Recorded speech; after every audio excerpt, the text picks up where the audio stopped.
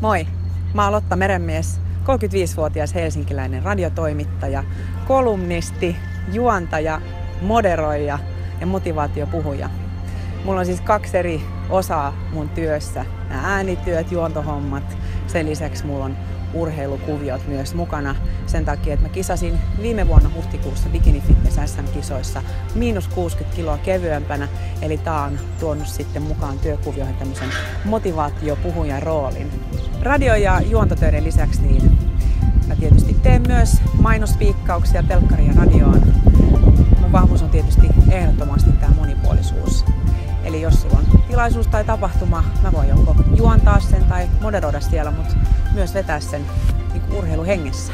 Käy kurkkaa mun portfolioon ja aletaan tekemään eeppisiä juttuja yhdessä. Mennään nextille levelille.